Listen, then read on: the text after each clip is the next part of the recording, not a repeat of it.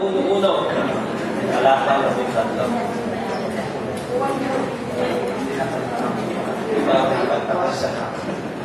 Okay, magsinig tayo po tayo para masahin natin. Sabay-sabay yung ating baybagin ang mga salita mula sa Juan, Kapitulo 1, talata 1. Nang pasimula ay naroon na ang salita. Ang salita ay kasama ng Diyos at ang salita ay Diyos.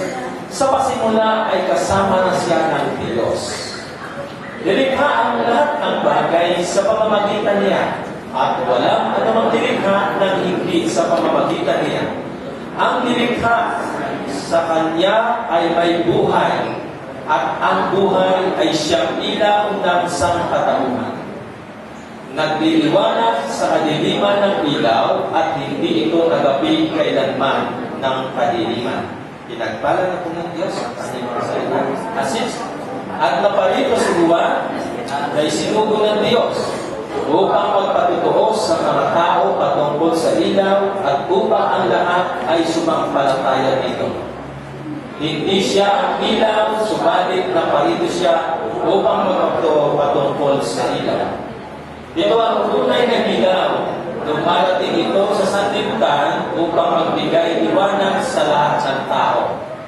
Dumating ang salita sa sanlibutan, ngunit hindi siya kinilala ng sanlibutan ito na nilikha sa pamamagitan niya. Pumunta siya sa kanyang bayan, ngunit hindi siya tinanggap ng sarili niyang kababayan. Subalit, ang lahat ng tumanggap at sumampalataya sa kanya ay binigyan niya ng karapatang maging mga anak ng Diyos. Sila nga ay naging mga anak ng Diyos, hindi dahil sa isinilang sila ayon sa kalikasan o sa kagustuhan o sa kagagawa ng tao, kundi ang pagiging anak nila ay dahil sa kalooban ng Diyos. Pinagpala po ng Diyos ang kanyang mga salita. Ang ating pumaksa, when Jesus came to the world, nang si Jesus ay dumating sa mundo. Isa ko sa kontrobersiya na hindi tinatanggap ng maraming relihiyon ay ang pagkakaroon po natin ng Diyos na tao. Hindi mo posible yun. Hindi nila matatanggap na may Diyos kayong tao. Sa title pa lang mo, medyo siguro kapag nakita na ito sa video, sasabihin na, mali sila doon. They have a God that is human being and that is false. So naniniwala po ba kayo na ang Diyos natin ay tao? Ay, hindi yun. Kaya po kayo. Kasi baka sabihin mo, hindi nga, imposible na maging tao. Hindi pakinggan mo natin ang ating pag-aaral. So, sa ating pong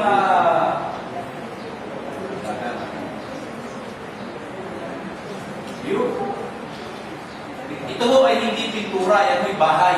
Sa Pilipinas ho ito. Puno-puno ho ito ng ilaw. Siguro ay maaaring nakita nyo na ito. Kasi ganito ho talaga tayo pagka gusto natin ay bonggang-bongga ang Pasko. Actually, marami pa ho nakitang larawan, may ipapapicture pa nga sa harap ng bahay. So, Christmas lights in the Philippines. So, nakikita na po nyo siguro yan. Napakaganda. Talagang dito tayo lalo na bibighani na excite pagka dito eh. Pag nakakita tayo ng mga umuuti-uti na, mga ganito. So, kahit medyo nalulungkot ka, natutuwa ka na rin kasi alam mo may okasyon at ito yung Kapaskuhan.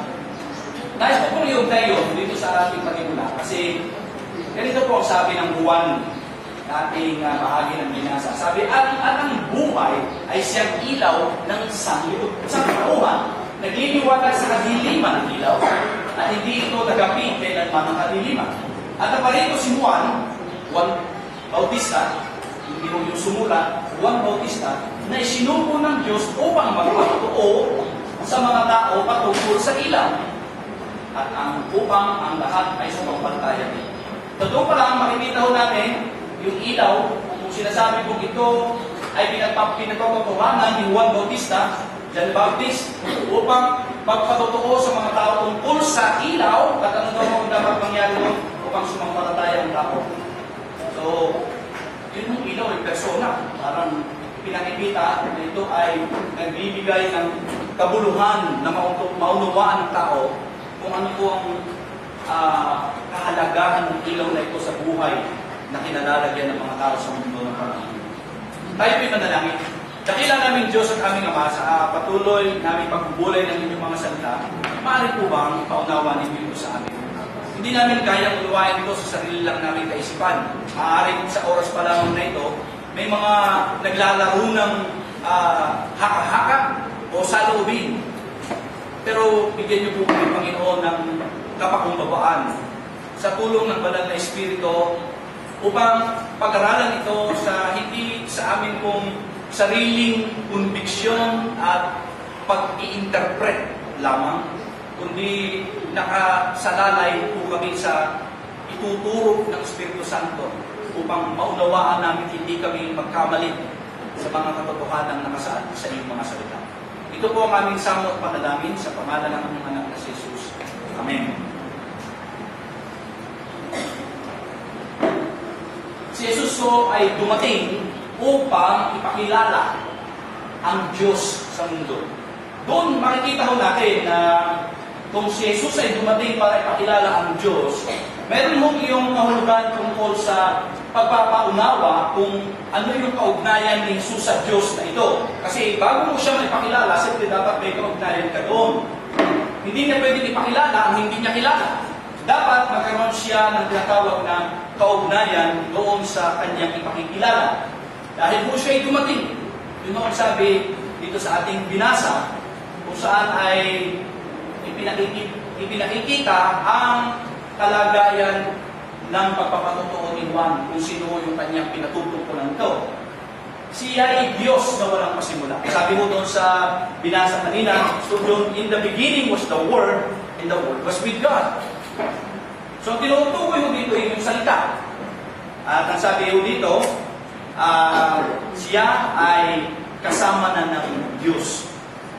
Ngayon, ang atin pong itinuturo at yung sinasabi ng Biblia ay ang Diyos po natin ay walang pasimula.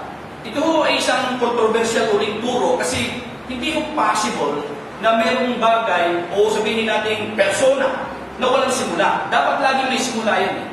Kahit po pag tinignan nyo ang creation, may sinasabi ho sila dyan, yung mga scientists at iba pang nag-aaral, sabi nila, paano dadating ang puno na wala iyang cause o kumbaga pinagmulan? At kung sino man yung gumawa niyan, sino ang gumawa sa kanya? So wala na hong tapos ito ng pag-trace o pagkuha kung saan nagsimula ang lahat. Mga kapatid, maliwanag na sinasabi ng banal na kasulatan. Ang salitang Alpha and Omega na binanggit sa ilang bahagi ng Biblia, particular mayroon mo sa Revelation, sabi ng Panginoon, ako Alpha at Omega, ay nangangahulugan ng pasimula at katapusan. Ang ibig sabihin nun nito ay, kung tutusin, yung kahulugan nito ay hindi dahil sinasabi niya siyang pasimula ay meron siyang pasimula at meron siyang katapusan. Ang tinutukoy mo dito ay yung kanyang pag-exist o yung kanyang pananatili na walang hangganan. Kung paano hindi mo natin kaya sukatin ang kanluran at silangan, pag sa labas ng ating tinatawag na kalawakan, kasi pag dito mo sa lupa, pwede nyo masukat yun. Pero pag lumampas na mo kayo dito, hindi nyo kaya nasukatin yun. Kapag kalawakan na ho pinag-uusapan. Ganun ho kalagayan ng ating Diyos. At si Jesus, na sinasabing kasama ng Diyos, ay walang pasimula. Gaya ng ating kinaminawin kanina, before the world began. Bago magsimula ang mundo, narito na ang Diyos. Ngayon, isa pa hong bagay na gusto natin ipakita o ituro, hindi ho si Jesus ang Ama. Kakamali po tayo kung sinabi natin si Jesus ang Ama. Kasi sabi, in the beginning was the Word and the Word was with God. So, ibig sabihin, may Diyos na kasama ng salitang ito at ito ay tumutukoy kay Jesus sapagkat sabi ko sa verse 14, nagkatawang tao. So, ito ho ang Diyos Anak, si Kristo Jesus. So, ibig sabihin, hindi ko siya ang Ama. Gaya ng binabanggit ng isang tagapagturo, si Jesus daw ay Ama. Mali. Hindi ko naging Ama si Jesus. Anak ko siya. Ang Diyos of the Almighty God na binanggit sa Old Testament, yun mo ang Father. Si Jesus ay anak. Pero, sa kanilang kalagayan, bilang Diyos, meron po silang tinatawag nating kalagayan na magkatugma, magkaugnayan, magkatulad. Wala hong mababang Diyos at walang mataas na Diyos. Gaya ng isinalin naman ng saksi ni Jehovah. Jehovah's Witnesses, meron po silang Bible. Ang kanilang paglasasalin ay, and si Jesus daw po ay God with a small g. Mas maliit na Diyos. So, ang Diyos ho ay si Jehovah, o Jehovah, si Jesus ho ay Jesus, pero mas baba. Maliit Diyos, pero maliit.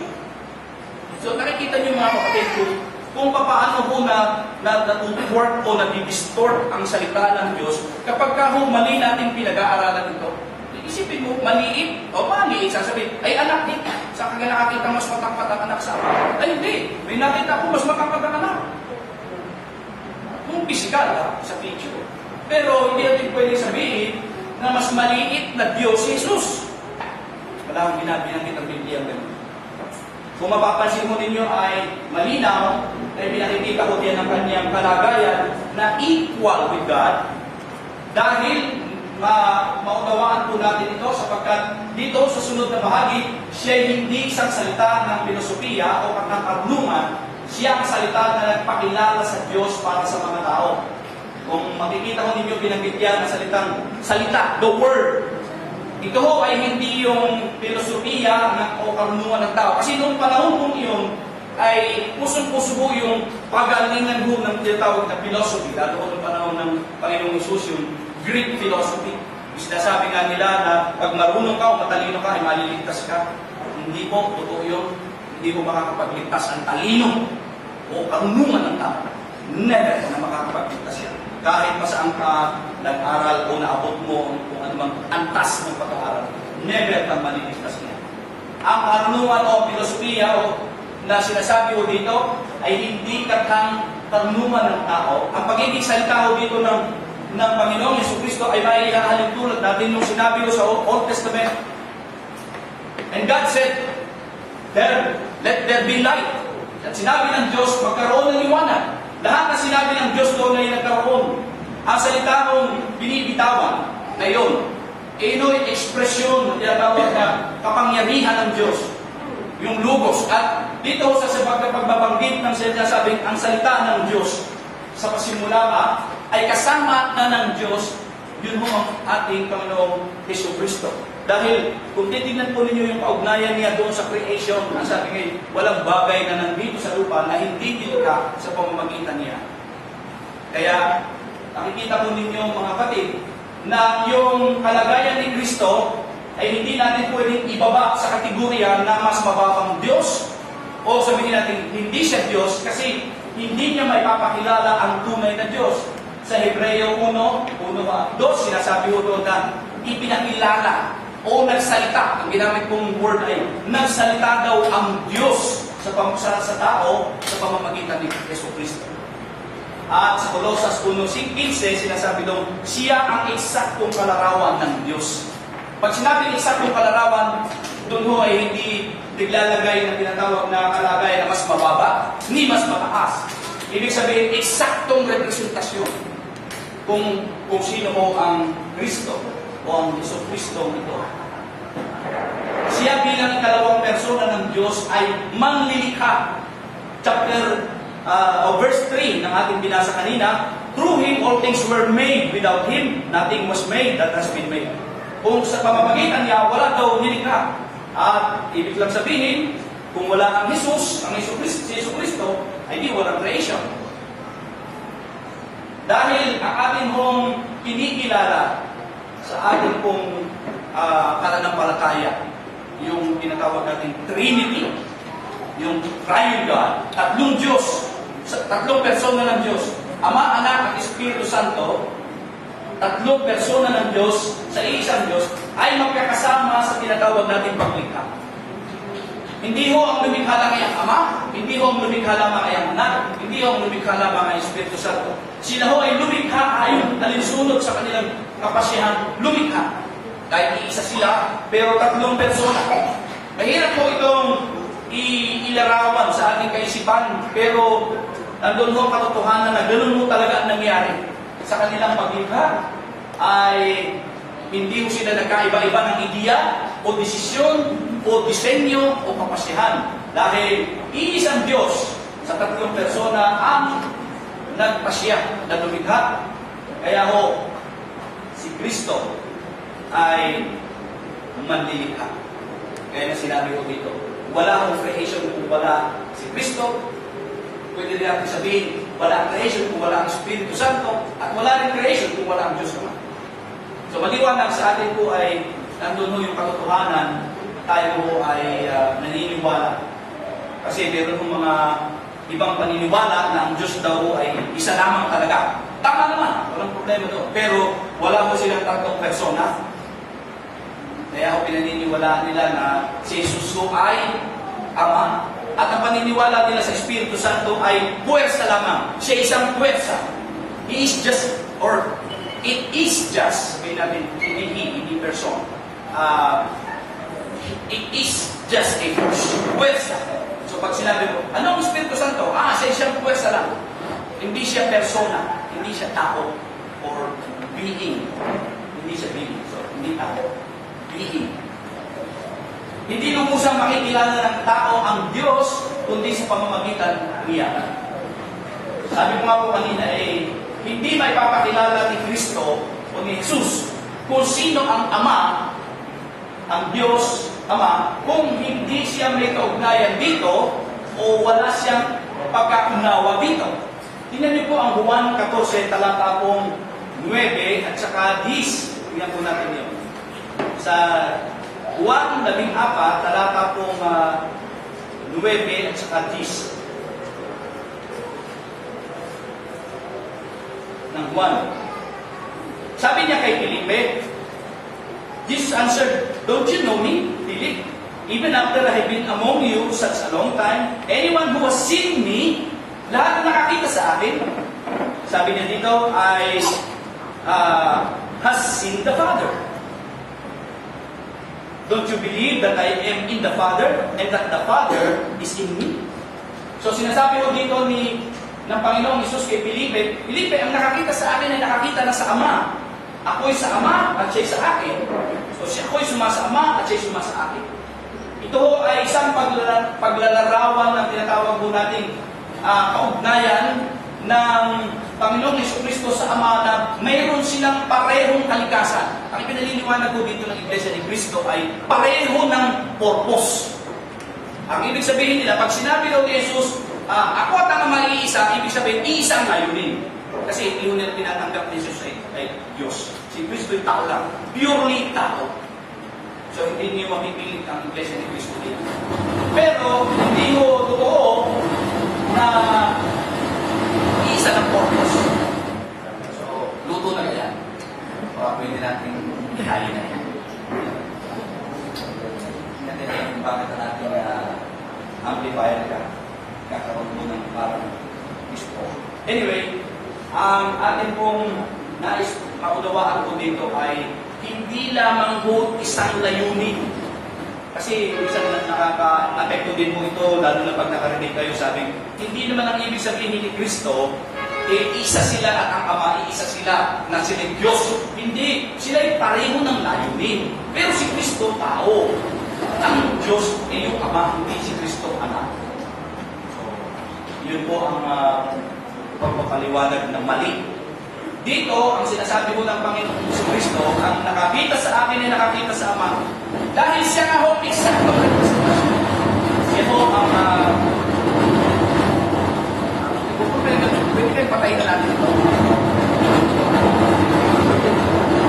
Nalaksa ko na lang po ito para hindi tayo palisto. Papakita itong Jonas ng ating ampli. Okay. So, narinig po ninyo ako? Hindi na po ako gagamit naman kasi bihira po tayo makinig ng mayroon lang. Ang sinasabi ko po dito mga kapatid ay isang malinaw na panuntunan na dapat nating panghawakan.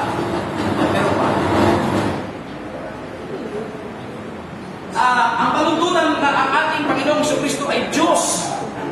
Hindi natin siya pwedeng pababain sa level na yan. Huwag tayong magkakamali na ang ating Diyos ay maliit.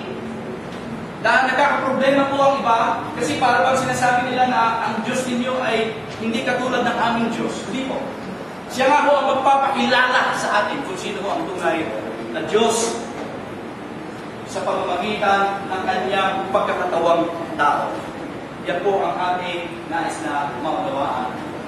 Ito po ang sabi sa Hebreo 1:3, ang anak ang maningning na sinag ng Diyos.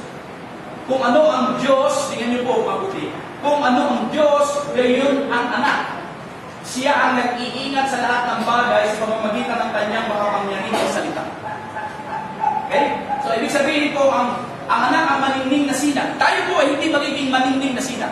Tayo po ay pwedeng mag-reflect ng kalagayan ng ating, halimbawa, pagiging Kristiyano, dahil sumasa atin ang Panginoon sa pamamagitan ng Espiritu Santo, pero hindi mo natin kayang ipakilala ang Diyos kaya ipagpapakilala ng Kristo dahil tayo hindi Diyos, tayo ay tao. Pero tayo ay mananampalataya. So ang ibig sabihin mo noon, si Kristo lamang ang pwedeng magpakita ng maningning na sinag. Exact representation, the glory of God. Hindi mo natin kayang pakita yan.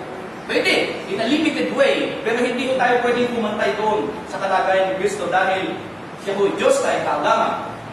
At makikita nga nyo dyan, sabi, siya ang nag-iingat sa lahat ng bagay sa pamamagitan ng kanyang makapangyarihang salita. In other words, mayroon pong pagkakaugnay na koordinasyon, ang Ama, ang Anak at ang Espiritu Santo upang ang lahat ng bagay ay bumalaw at sunod sa kanilang purpose, sa kanilang layunin. Dahil sabi nga ko doon, iniingatan sa pamamagitan ng kanyang makapangyarihang salita. God's word is very powerful. Dahil makikita ko ninyo doon na sa kanyang mga sinasabi ay nangyayari. At si Kristo, sa kanyang kalagayan na bilang Diyos, ay meron mo siyang ganun din kapangyarihan na sabi ngay, ang kanyang sinasabi ay makapangyarihan. Kaya, nung sabihin niya kay Lazaro, Lazaro, labas yan! Nung siya'y nasa libingan, lumabas siya na isang buhay na tao, paluwa. Kaya, ibig sabihin noon, ano po ang makikita natin? Ang kanyang kapangyarihan ay nakahayag sa ating kalagitnaan. Pangalawa, bagaman si Kristo na dumating ay Diyos, siya ho ay manlilikha, ngunit siya ho ay nireject. Siya ho ay in-ignore. Hindi siya tinanggap. Hindi siya, sabihin ko natin, binigyang halaga ng mga tao. Kasi doon sa binas kanina, siya ay dumating sa mundong kanyang nilikha. Sipin niyo yun, kayo ang may-ari noong inyong pinuntahan. Dahil kayo siya ang lumikha, siya creator. Siya ay pumunta doon. Gaya mo na sabi doon sa ating binasa ang sabi po dito ay yung ang pinapatutuo ni Juan. Siya ay di ilala, tinanggap ng mundo at ng sariling bayan. Sabi ko sa talatang 10 at 11, dumating sa mundo, ito yung mas malaki. Ang meaning mo ng mundo nito ay yung world, yung cosmos. At nasabi ho dito ay dumating siya, pero hindi siya kinilala. At hindi lamang ho yun. Hindi lang ho yun ang hindi recognize sa kanya. Yung kanyang sariling bayan. Sabi sa verse 11, He came to that which was His own. Mga kapatid, napaka-importante po nito kasi yung pagdating ni Jesus sa bayan ng Israel. Kanina yung pinag-pray ko natin ang kapayapaan ng Israel. And I believe, naniniwala po ako sa sinasabi ng banal na kasulatan na may purpose ho ang Diyos sa bansang ito. Kaya hindi pa ho yan nagpupunaw. Marami ng banta diyan. Yan yung gusto nang pupusin ng Iran. Gusto na ho yan durugin ng ibang mga bansa, Arabo. Pero tingnan nyo, hindi matinag-tinag. At kung titignan mo ninyo yung ginagamit ninyo mga cellphone ngayon, mga smartphones, alam niyo ba na marami ho application na nandiyan ay galing sa mga Israelita, sa mga Hudyo. Kasi isa ko sa pinakamagagaling na scientist or sabihin natin na mga eksperto sa larangan ng teknolohiya ay mga Hudyo. Sila ho ang nagsusupply ng tubig kung saan-saan sa Middle East. Biro ho ninyo sa liit-liit-kang bansa yun. Hindi ho sila nag-i-import ng mga prutas at kung ano-ano. Lahat produce galing sa kanila. Ganun ho ang Israel. Kaya sabi ko nga habang pinanonood ko yun sa isang video, dahil nga na doon ang blessing ng Panginoon. So, ito yung kinilalang bayan. Subalit, nung dumating mo si Jesus, ay ni-reject. Ay di kayo tanong mo, masakit yun. Yung halimbawa kayo i-reject ng sarili inyo o sabihin natin ay dapat ay pahalagahan siya. Gaya ng isang kumbaga maringal o marangal na persona na dapat kilalanin, hindi ho siya pinilala ng mga sarili kanya ng mga Hudyo. By the way, gaya ng pinanood ko natin na nakaraan, di ba? Sinindihan mo yung Christmas tree doon mo sa Nazareth. Christmas tree. Pero yung Christ doon sa Mass, Christmas. Hindi, yung ilaw, mas pinahalagahan nila. Pero yung Christ, hindi. Marami hong tao na yan. Kapag celebrate ko ng Pasko, regalo lang talaga ang hapon. Yung matatanggap, hindi ho yung talagang Kristo ng Pasko na sinasabi. Siya ay tinanggihan ng mga tao sa mundong nasanay ng mabuhay sa kadiliman at ayaw mahagilan. Mapapansin po ninyo mga kapatid, na sa unang buwan ng Alas 19 hanggang 20, ano nagkagaling sa ako? Pwede nga interview natin yun. Yeah. Saan ho naroon mo yung kalagayan ng mga tao ito? Saan gagaling yung ganong saloobin na tangkumanggi? Kasi ho ang tao sa mundo ay nasanay na sa kadiliman at ayaw na ho nilang sila'y mahatulan. Nasanay na ho sa kasinungalingan, nasanay na ho sa kamunduhan. Pagbagsak ho ng Eva at Adan sa kasalanan, sabi ho ng Genesis chapter 6, ang mundo o ang puso daw ng tao ay nagpakasama na. Kaya ngayon ho, mapapansin ninyo, kahit na tumitingin tayo sa paligid, sabi natin, hindi mabait naman siya, hindi ko nakita siya masama. Pero halimbawa, hindi siya mananampalataya. Hindi ang ibig sabihin, ang tao ay hindi na mabuti, kung gumagawa ng mabuti, kung mas mabuti ang kanyang ginagawa kaysa sa iba, hindi ho natin sinasabi na hindi siya mabuti. Pero ang mundo sa kabuuan ng sanlibutan ay punong-puno ho ng tinatawag nating kadiliman, yun ho ang bumabalot dito, pati na ho yung tinatawag nating kaayawan sa hatol. Ito ang isang mabigat na kalagayan na kung saan ang tao kaya ho patuloy na nire-reject. Kung papansinin niyo, sabi ho dito sa 1:1 sa 8 o yung verse 8. Ang sabi ho doon sa verse 8, He himself was not the light, He gave only as a witness to the light. So, yung si Juan, na nagpapatotoo upang ipakilala kung sino ho ang ilaw na ito. Alam niyo ho yung kalagayan ng kadiliman. Sabi nga ho ay, ang bulag na aakay sa kapwa bulag ay parehong mahuhulog sa kanan. Maaari yung sasabihin niyo, parang hindi naman ganun in reality. Pero, ang nakikita ho ng Diyos sa kalagayan ho ng mundo ay kadiliman at ang sabi nga ho sa chapter 3 hahatulan. O bagamat ang pagdating ng Panginoong Jesucristo ay hindi para humatol kundi magligtas sa panahong iyon hanggang sa atin ngayon. Pero hahatulan talaga ng Diyos ang mundo. Nais pong paalala sa atin. Kaya minsan pag tayo ho ay nangangaral ng Ebanghelyo, hindi ho talaga ito, hindi talaga mauunawaan ng tao ang ating ipinapahayag. Kasi sila ho'y balot ng kadiliman. Hindi ho nila naiintindihan yung sinasabi. Pero, malinaw. Maaaring sasabihin nila, kilala ko si Jesus. Ganito. Kaya hindi ho tayo partikular na nagiging, sumbagay sabihin, nagkakaroon ho agad ng receptiveness o pagtanggap ng tao sa atin. Tandaan ho natin na ni-reject ho ng tao si Kristo nung siya ay dumating. Ibig sabihin ito, nung siya ay ipanganak sa Bethlehem, hanggang siya ay lumaki, andun ho yung rejection. Hanggang ngayon ay nandun ang rejection. Sa Israel, hindi ho siya kinikilala. May ilan, pero hindi ho siya kinikilalang Messiah. So hanggang ngayon sa bawat puso ng tao ay mayroong kadiliman at ayaw kong mahatulan. Kaya sa totoo lamang, ngayon po, huwag kayong magsasabi na ikaw ay homosexual. Huwag po kayong magsasabi na ang ibang tao ay mayroong kong diskriminasyon. Kasi sinasabi mo ngayon ay we have to respect the gender of other people, kahit ano pa sila. But the Bible is clear on that. Homosexuality is a sin. Hindi natin ibig sabihin, hindi i-respeto yung tao, pero yung kanyang kalagayan bilang hindi mananampalataya sa ganun pong katatayuan, siya po ay hindi katanggap-tanggap sa Diyos. Kasi ngayon po ay nakakarinig po ako na sabi, wala namang problema pagka kung ganun man ang kalagayan. Dapat po maging klaro doon. Kasi yan po ay isang malinaw na patunay na dapat nating maunawaan. So, yun hong pag-reject ng Diyos o ng mga tao sa Diyos, sa Panginoong Jesucristo in particular, ay bahagi ng tinatawag mong kaayawan ng tao na sila'y mahatulan. Kasi nung dumating mo si Kristo, nagbigay mo siya ng liwanag upang i-reveal yung mga bagay na ayaw ho ng tao marinig. Halimbawa, for example, sa atin ho, ayaw natin na halimbawa masabihan tayo makasalanan. Bakit ba namatay si Kristo? Para sa mga makasalanan. Mahirap po kasing sabihin sa tao na siya makasalanan.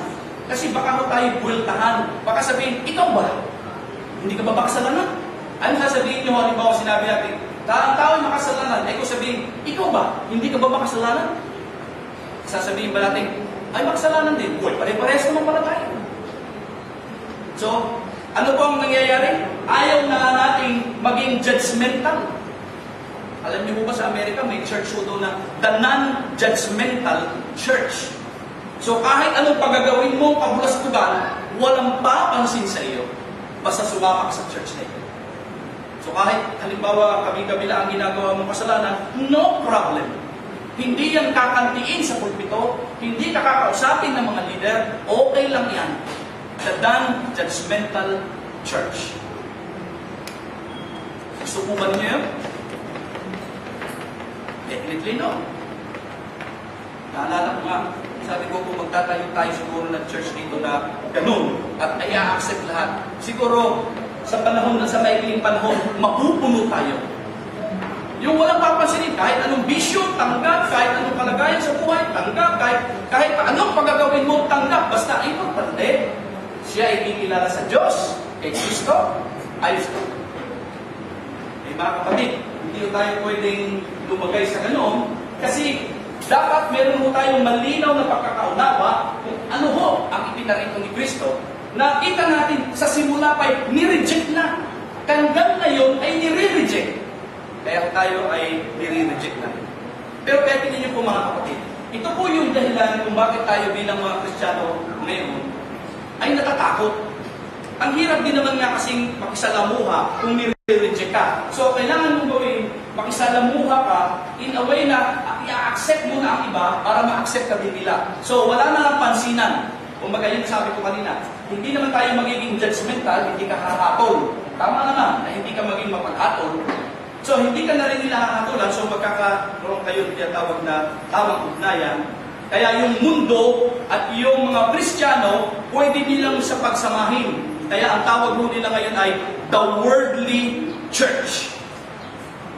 Ang iglesyang makasanlibutan. Wala nang problema.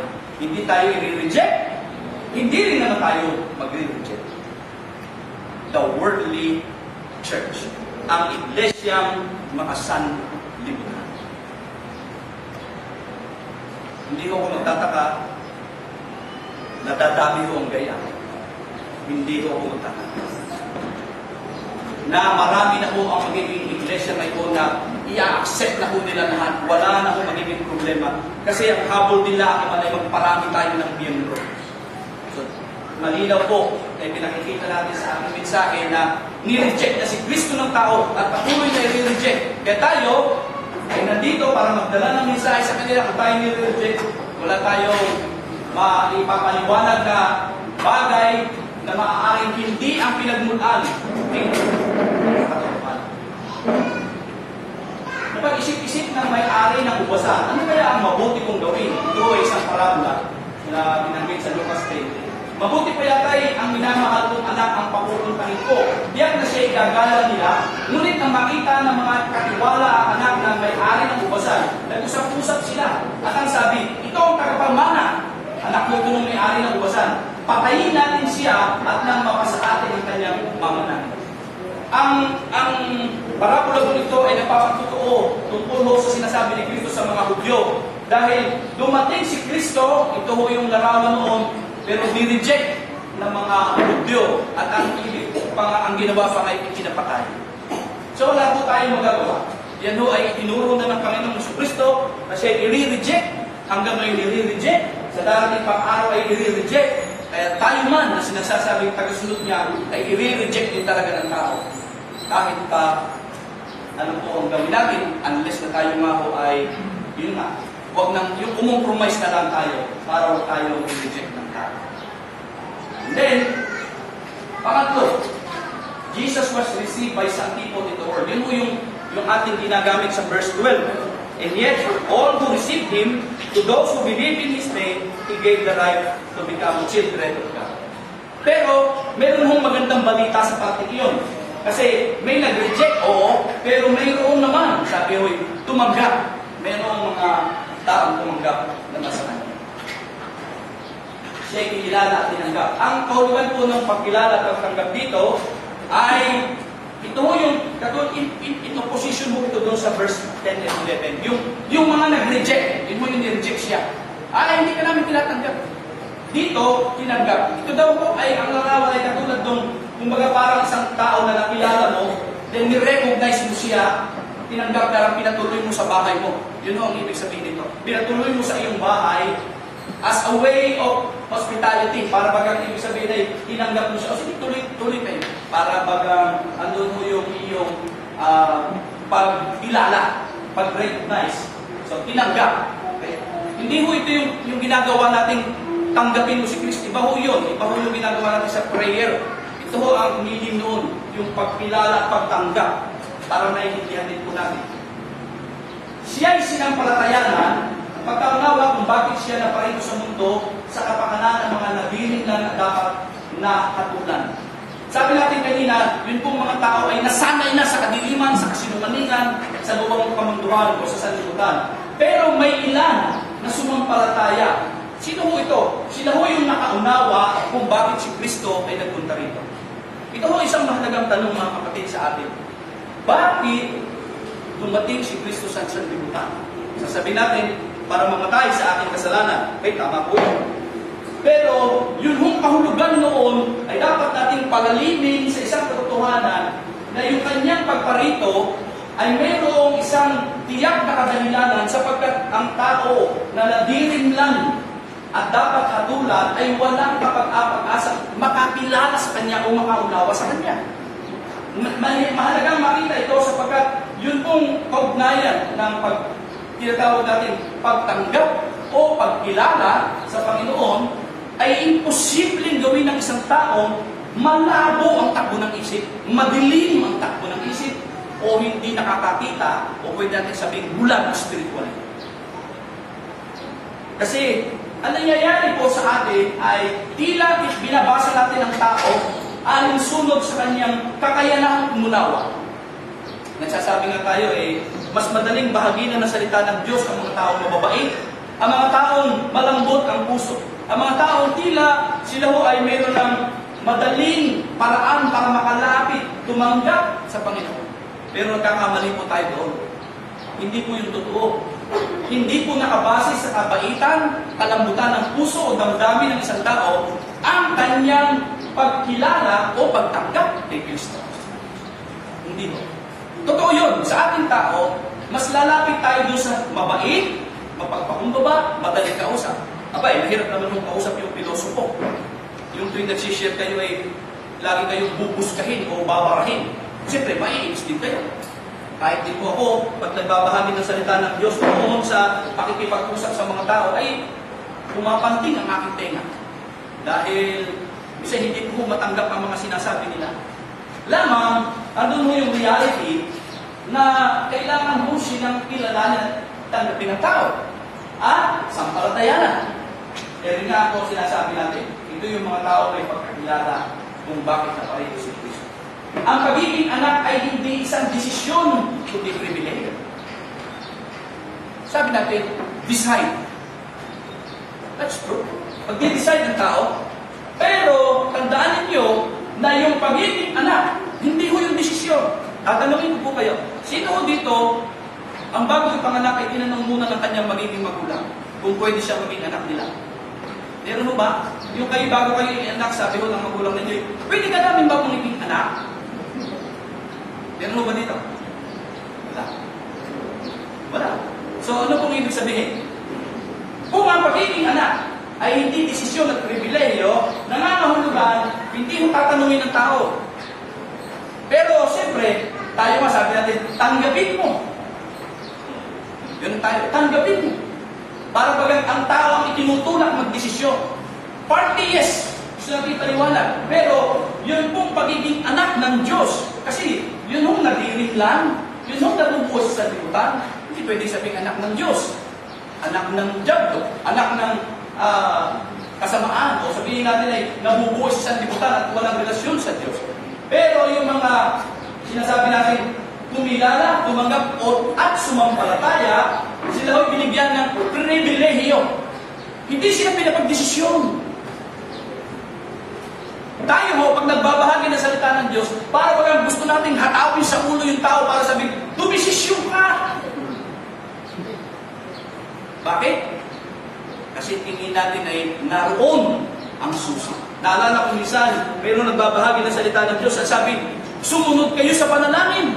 Sabi, Pastor, hindi ko rin nasunod. Sabi siya, gawa ng, ang gusto niya ay sumunod para daw tiyakin na sumampalataya. Eh sabi ko niya, yan.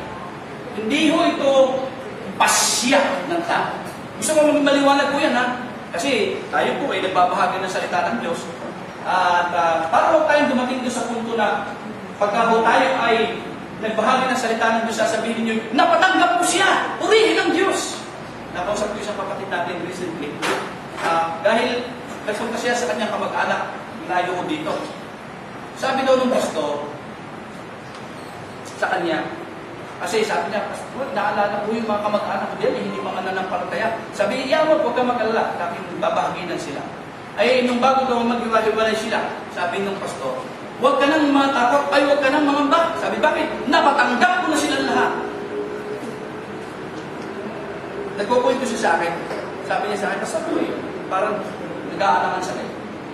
Sabi ko, dapat ka nga mag-alangan. Napatanggap ko na sila. Huwag ka nang matakot. Napatanggap ko na sila. Yun, no? Parang nga sinabi, napagdesisyon ko sila. Tama naman. Sabihin natin eh, they have decided to accept or to recognize Christ. It's part. Kasi sabi natin dito eh, gagawin. Pero again, it's not the decision of the person, but it's a privilege. Why? Bakit po? Malinaw ang paglalarawan sa talatang 13. Gusto ko kong basahin ito. Verse 13. Children born not of natural descent, hindi sa natural na kalikasan ang pagkapanganak, nor of human decision. Nor of human decision. Hindi desisyon ng tao. Eh tayo, sabi natin eh, nagdesisyon na siya. Bago sabi doon, or a husband will, but, ano mo sabi? Born of God. Pinanganak. So, malinaw ang paglalarawan sa talatang 13 na ang kapanganakang muli, born again experience, ay kagagawa ng Diyos at hindi ng tao sa kanyang sarili. Kaya maliwanag ng desisyon ng tao ay nakabatay sa pagbibigay buhay at unawa ng Diyos sa tao upang kilalanin at sampalatayan ng si Jesu Kristo. Hindi mo ba malinaw? Ibig sabihin, Kaya pala yung tao ay nagdesisyon. Kaya pala yung tao ay tumanggap. That's the reason why he accepted, he recognized Christ. Bakit po? Dahil yung may privilege na ibinigay sa kanya ng Diyos at hindi ho lahat ay bibigyan ng gayang pagkakataon. Dahil kung bibigyan ng lahat ng gayang pagkakataon, dapat lahat ng tagalipa kasama na natin sa pananampalataya. Gusto kong maging malinaw sapagkat minsan nakakalito, minsan para daw sa akin natin, bakit ganit ako na hindi mo mapatanggap? Ay, kahit na ho, kahit ho itiwarin ninyo yan, kahit ho anong gawin, andun ho yung kahulugan, kahalagaan ng prayer. Pag-pray natin talaga, dahil ang Diyos ho talaga ang gumagawa. Pero ito ho ang isang napakalinaw na patotoo na sinasabing, ang kapanganakan muli ay sa kapakanan o desisyon ng Diyos. Hindi ho yan sa atin to decide. Yes, we can decide. Pwede natin sabihin, tatanggapin kita, Jesus. Pero, ang importante hong pagtanggap doon, ang tao ito ay may pagkaunawa siya kung sino yung Kristong dumating, yung mga sinasabi ko kanina, at bakit po siya naparito, kasi yun po ang importanteng alam ng tao sa kanyang puso, hindi lamang po yung kahulugan ng salitang tanggap. Eh, kung siguro yung tatanungin ko kayo, baka sasabihin nyo naman, Pastor, ang dami ko na kong napatanggap. Hindi ko na ho mabilang sa daliri ko mapatanggap. Ay nasaan ho ang mga tao ito? Ay hindi ko na alam. Kaya akala ko kayo tumanggap ho. Ay oo nga, ay tanggap naman ang tanggap. Ay sino ka naman ang tatanggi? Pwede nyo, pag subukan nyo ito, sibawa, nababahal, halimbawa, ngayong Pasko sasabihin, tatanggapin mo ba si Kristo na regalo ng Diyos bilang yung Pasko? Oo! Ay pwede mo ka sabihin, tatanggihan mo ba si Kristo? Sasabihin, ay ako hindi tatanggi. So, mga kapatid, ang born again experience ay hindi po para sa tao na siya yung nag-decide. Ako gusto ko, born again ako. At hindi rin, gusto ko rin po itong bigyan pangunawa. Especially sa bawat isa sa atin dito, kung hindi man natin para masyadong malinaw ito. Meron mga naniniwala na kapag anak ako ng pastor, ligtas ka na. Wrong. Ang tatay mo at nanay mo ay nananambahan sa New Hope, ligtas ka na. Wrong. Ikaw ay nabautismuhan na. Wrong.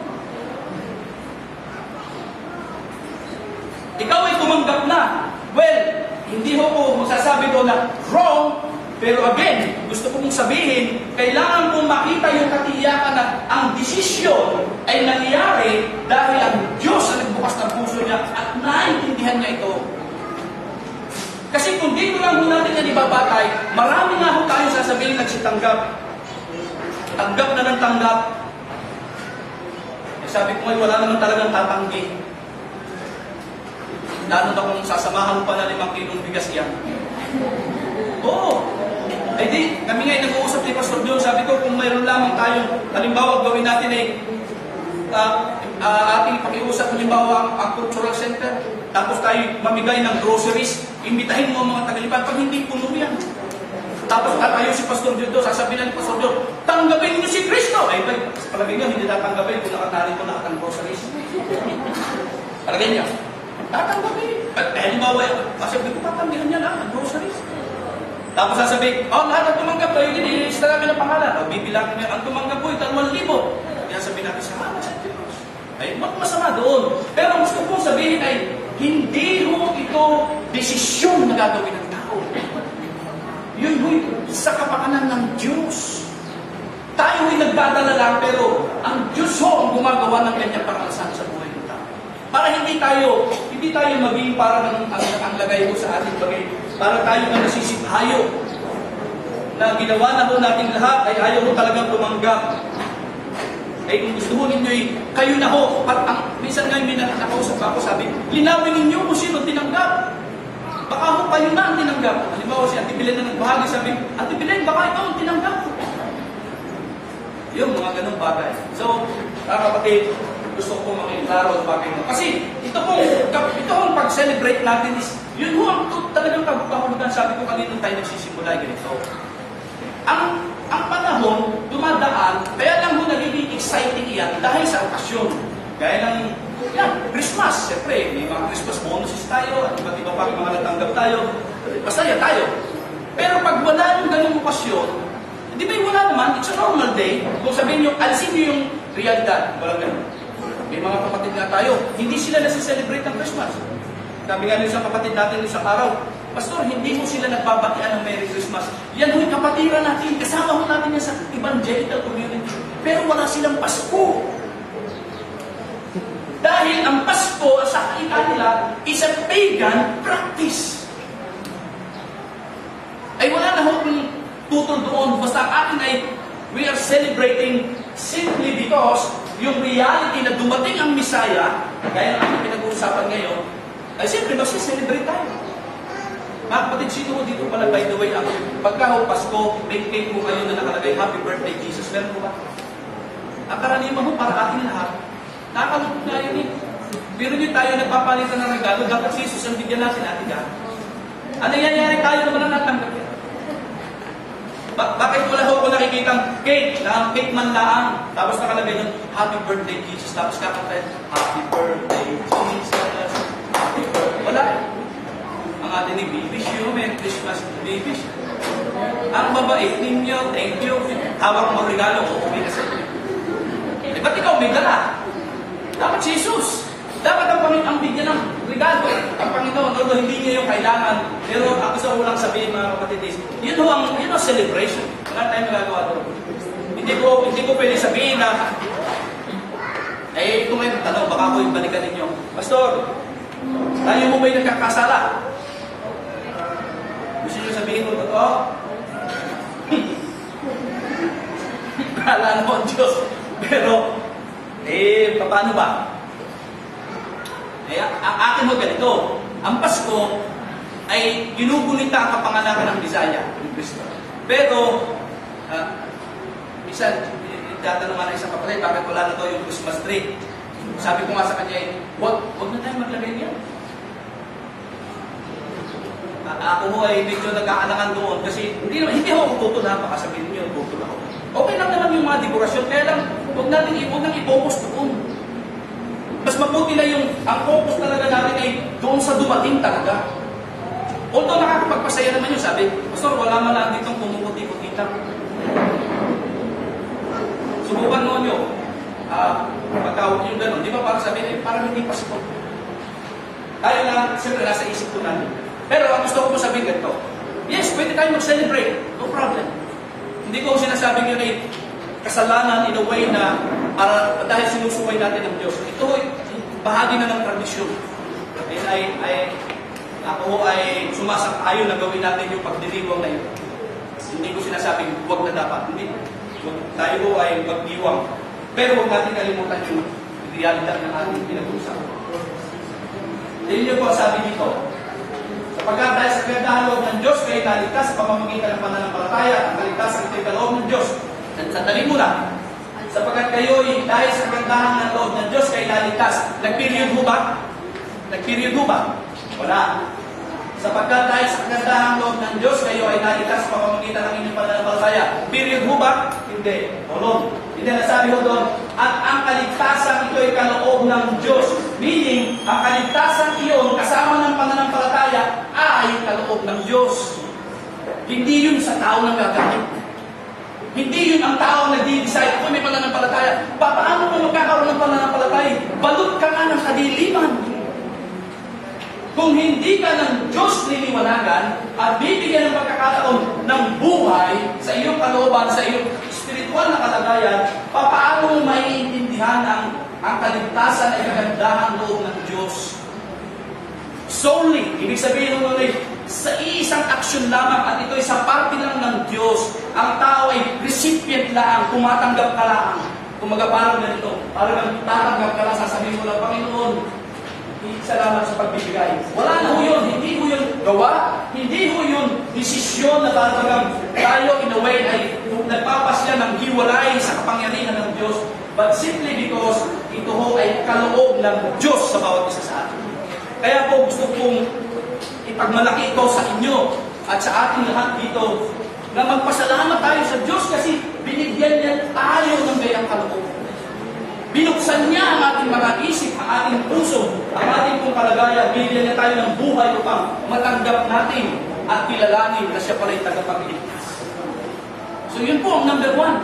So ngayong Pasko, ano man po ang kalagayan ninyo, we celebrate dahil nasa atin na ang pinaka-importante regalo. Dahil bigay yun ng Diyos. Kaya sabi ko dito, hindi ito sa pamamagitan ng inyong sarili, ulit. Hindi ito bunga ng inyong gawa, ulit. Kaya walang dapat ipagmalaki ang sino man. Maharap lahat tayo sa Diyos. Hindi niya tayo tatanungin, dumisisyon ka ba? Tumanggap ka ba? Nanampalataya ka? Alam na ho ng Diyos yan dahil sinasabi na ho ng Panginoon, alam ng Diyos kung sino ang tunay na Kanya. Hindi mo ang tao na sabi, Panginoon, ako'y sa iyo. Eh, pwede mo sabihin yun, pero kung hindi ang Diyos nagpakilala at nagpahayag sa iyo, hindi ka umubra. Marami yung tao, pag huling dating ng huling panahon, magtatakbuhan at magsasabing, Panginoong Isus, tumanggap po kami sa iyo. Panginoong Isus, lumapit kami sa iyo. Ginawa namin ang mga himalang ito. Gumawa mo kami ng ganito. Sasabihin mo ni Isus sa kanila, lumayo kayo sa akin. Hindi ko kayo kilala. Yun ho ang pinakamalungkot na bahaging mangyayari sa buhay ng tao. Samantalang, ang biyaya ho ng Diyos na kanyang pinagkaloob sa atin, na walang pagmamalaki ang sino man sa atin dito ay magsasabi tayo, O Diyos na lang, ibinilang ninyo ako sa nakatanggap ng inyong walang hanggang awa at biyaya sa aking buhay. Kahit ako ay nagkaganito. So, sana ay malinaw po sa atin ito. Mga kapatid, ito ho ang mundo sa gabi. Yan ho ay nakunan sa space. Yan ho ang mundo. Kita pa tayo liwanag.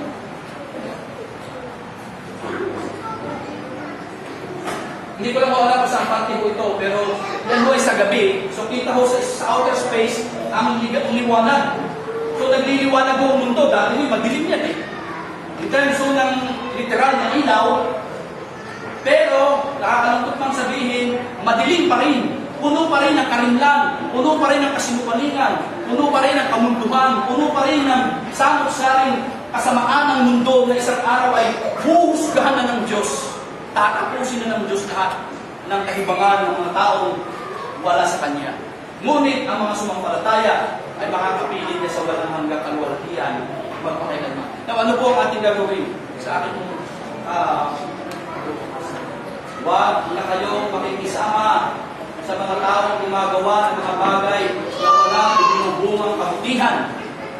Meaning, ito ho yung mga tao na siyempre ang isip ay balto, ang isip ay madilim, ang isip ay kasinungalingan, ang isip ay kasamaan. Walang gagawin niyang makabubuti sa harapan ng Diyos dahil hindi siya tatanggapin sa kanilang kakayanan yun. Sa halip ay ibunyagin niyo mga iyon. Hayaan mapagbilman lamang ang mga bagay na iyon na ginagawa nila ng ilihim. Hindi may ilihim na tao na ginagawa sa Diyos. Ang lahat ng nalalantad sa liwanag ay nakikilala kung ano talaga ang mga iyon. Ang nalalantad sa liwanag ay nakikilala kung ano talaga ang mga iyon. Ibig sabihin, hindi pwedeng magtago ang tao. Alam ng Diyos kung sino ka, ano ang iyong mga pinaggagawa. Kung anak ka ng Diyos, sabi nga diyan ay, kahiya-hiya mang mabanggit o mapasama ka doon sa mga bagay na nagsisigawa ng kadiliman o kasamaan. Sa mga kapatid, sa atin pong pagtatapos, nawa, bilang tayo ay sumampalataya o tumanggap, nakakilala sa biyaya ng Diyos at sumampalataya kay Kristo, atin daw pong ilantad ng ating liwanag ang mga bagay na kawang kasamaan. Kasi ganito yun. Kapag yung may isang bagay na ginagawa na hindi ayon sa kalooban ng Diyos, kapag ang Kristiyano ay tumabi sa Kanya, yung tunay, at gumagawa ng kalooban ng Diyos, nakikita ho yung kasamaan. Nakikita ho yung kasamaan, nakikita yung kaibahan, nakikita ho yung mga, sabihin natin, contrast.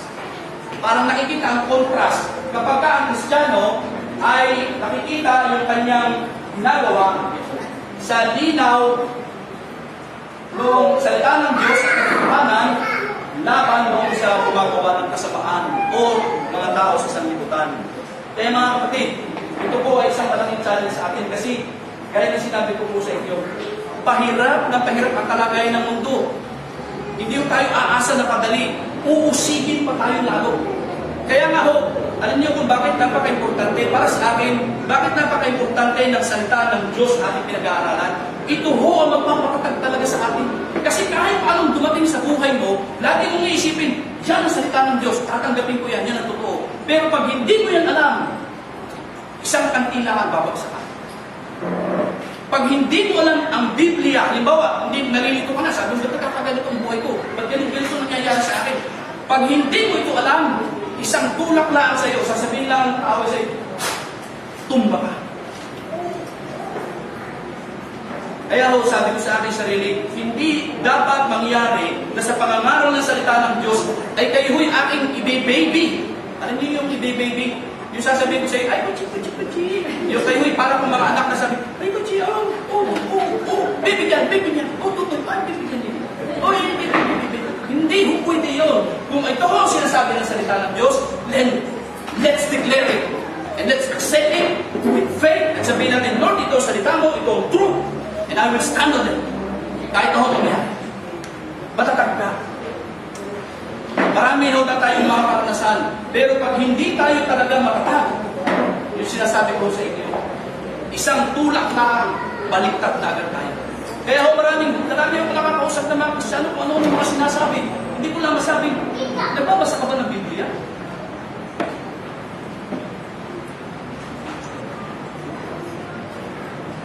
So,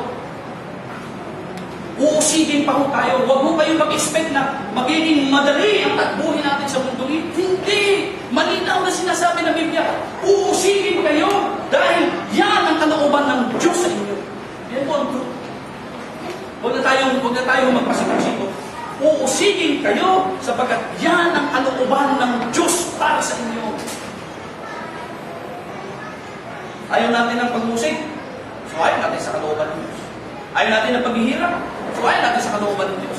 Ayaw natin masaktan. Ayaw natin sa kalooban ng Diyos. Lahat ng parang ito ay proseso ng Diyos sa atin para tayo hubugin, i-refine, para, sabi ngayon, kasi tingnan mo ninyo, mapipresyo talaga tayo, iipitin tayo ng mga tao. Para tayo, alam niyo gawin yung isang mga palabas na parang tayo nakalagay sa isang lang nagsasara, nag-iipit na gano'n. Nagsisiksika na tayo. Hindi na tayo, iipitin mo talaga tayo ng tao. Not unless tatayo tayo dito, mabuhay.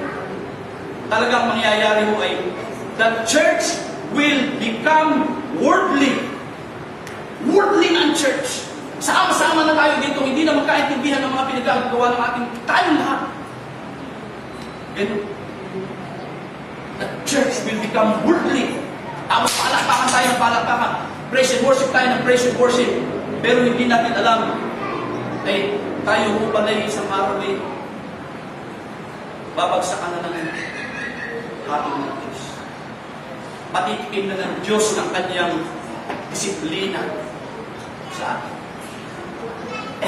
Hindi na ho yan malayo. Nangyayari na ho yan sa marami hong bahagi ng mundo, particular sa Amerika. At hindi na ho malayo. Narito na eh. Kita ko na ho sa Pilipinas. Narito na. Kaya pagka ho tayo hindi malalim dito, mahirap kong lumaban. Mahirap kong harapin ang mundo na nagsiskip na, nagdidilim lalo, nabubulok na. Sana pakalibiin natin ngayong Pasko, Panginoon, sana hindi ko lang yung desisyon ito, hindi ko sinasabi na ayaw ko. Ang sinasabi ko ay malinaw ko na iintindihan na kayo ang kumilos sa akin para ako'y sumampalataya. Hindi ho ako nagdesisyon lang sa inyo dahil naiintindihan ko na ayaw kong pumunta sa impyerno, dahil naiintindihan ko, Panginoon, na ang desisyon kong ito ay bigay ninyo sa akin, na ang aking pananampalataya sa inyo ay nagbigay sa akin ng buhay na walang hanggan at lalakad po ako saan? Sabi, sa liwanag na maglalantad ng mga bagay ng kadiliman. Let's hope and pray. Sabi, by God's grace, ngayong Pasko, ay time to evaluate, time to sabi nga ho, to refresh our faith. Panahon para mag-refresh ulit, kasi minsan, napapansin ko, lumalamig. lumalamig talaga. Kahit ako sa aking kalagayan, sa mga na-experience, lumalamig tayo eh. Hindi tayo nag-iinit, lumalamig parang. Lalo na yung mga prayers natin, halimbawa, hindi na siya nasasagot. Lalamig na tayo. Parang nakatano na itong bagay. Dati, ganyan palumakad ng taon na, tapos unang taon, pangalawang taon, pangatlong taon, pangatlong na taon. Yan ho ang Christian life eh. Ay, darating yung araw na hindi yan ang tayo. Ako sasabihin mo, Panginoon! Eh, kapatid, it's about time. Hindi ho, ito ho ay nanggagaling sa puso. Wala na ho sa manuscript ko ito. Ito ho ay nasa puso ko kasi nakikita ko na kahit po yung ating oras ng panambahan, even ayaw ko rin yung malilate. Pero tingnan nyo ho, 9 o'clock, supposed to be 9 o'clock. Kung haharapin ho natin ni Gobernador, Mayor, nabibigyan tayo ng tulong, dadating ka ba na alas 10, alas 9:30? Wala nito, hindi. Pag sinabi lang ngayon, ay alas 10, dapat narito, bibigyan ng tulong. Baka 8 pa lang, laro na tayo. It becomes, before God, para sinasabi natin, uunuhin ka naman eh. Alas 9:30 ako dadating. Wala kang magagawa. Pero pag hila ng paa mo, sino tatawagin mo? Ang mayor? Ang gobernador? Di ba sasabihin mo? Ikaw na lang po na. Wala mo lang. See? Sabi ko ako, galing na ako sa puso ko. Lahat tayo. Hindi ko wala akong pinatatamaan. Dapat ganun. Ang Kristiyano dapat ganun. Pag dumating sa iyo, sasabihin mo, Lord, sorry.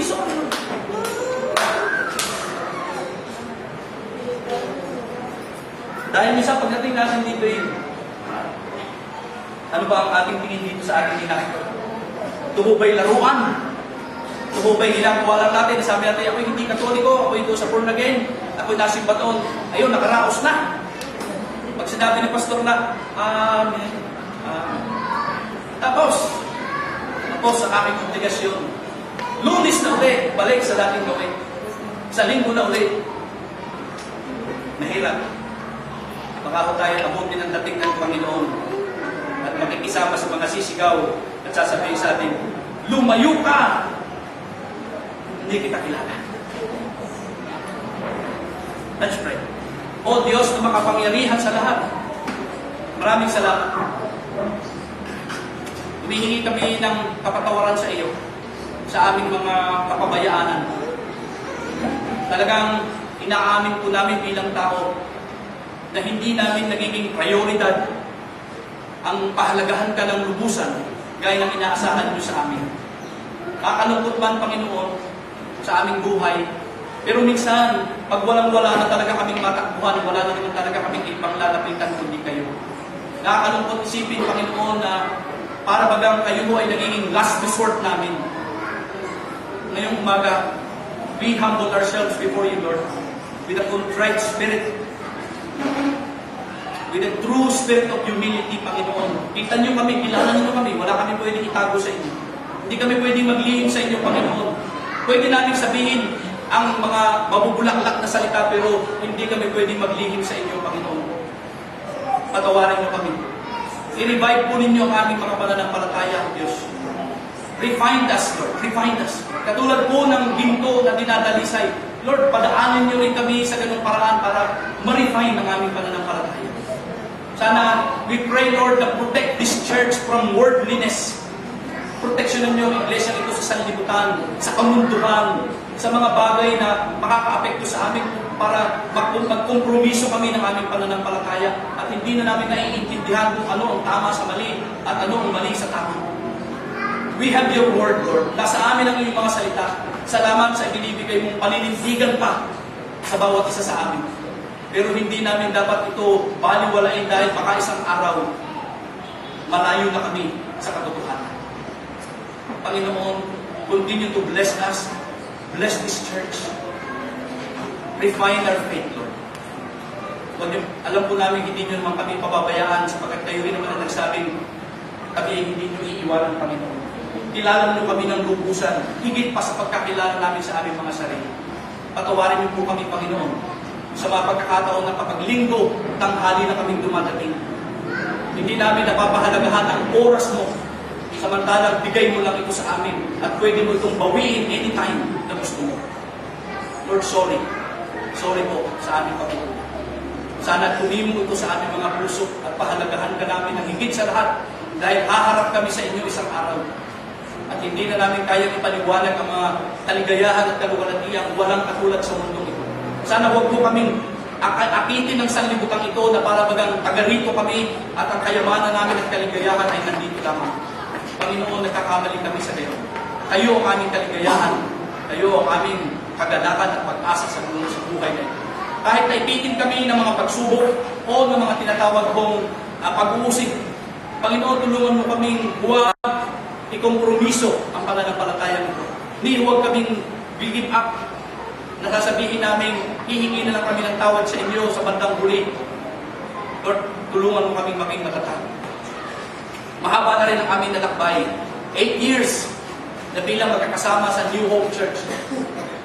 Lord, tulungan mo kami sa susunod pang mga lakbay, mga taon ng aming buhay na magkakasama. Na sana, kung meron mang kinukuha ka, magandang halimbawa para sa amin na sundan ng kanilang mga bakas dahil sila naging tapat sa inyo. Purihin ang iyong dakilang pangalan sapagkat ang napakasagana ng iyong biyaya ay ibinuhos ninyo sa aming puso sa iglesia nito. Sa pangalan ng Panginoong Jesus. Amen.